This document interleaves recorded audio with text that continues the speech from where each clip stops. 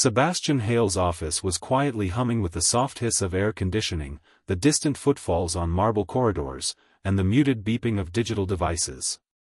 The walls, floor-to-ceiling windows, and polished surfaces all reflected the late afternoon sunlight that slanted in from the west, making the room glow with golden edges.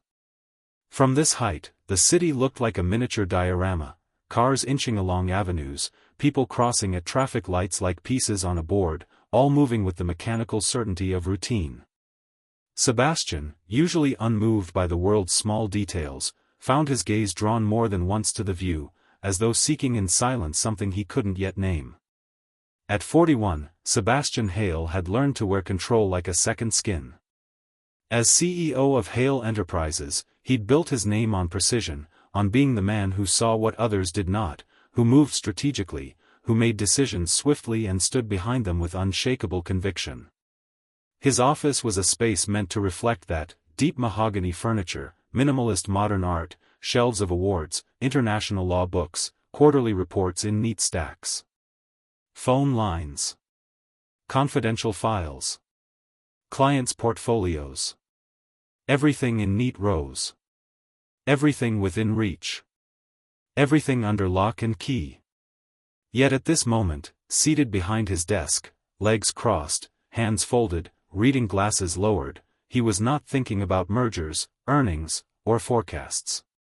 He was listening for the footsteps he knew by memory. Soft patters, light yet certain.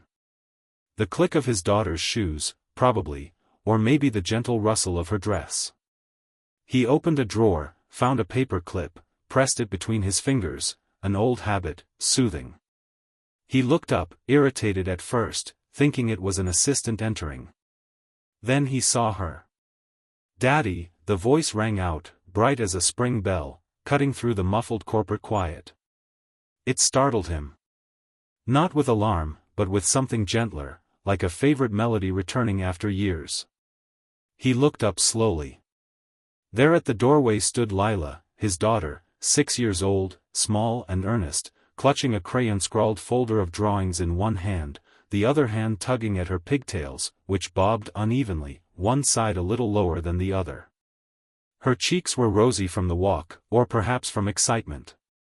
There was a smudge of glitter near her temple, a drop of pink from her art class on her sleeve. She wore a dress that was faded at the hem, and sneakers, slightly scuffed. He set aside the financial report he had been reading, the one projecting next quarter's profit margins were ahead by 3%, and said, "Pumpkin, what are you doing in here?" softening his voice, letting the steel in it slip. "Miss Clara was supposed to pick you up after art, yes?" Lila stepped forward, her shoes making a soft thump on the thick carpet. She perched on the edge of one of the chairs intended for visitors, small chairs, too big for her, legs dangling, and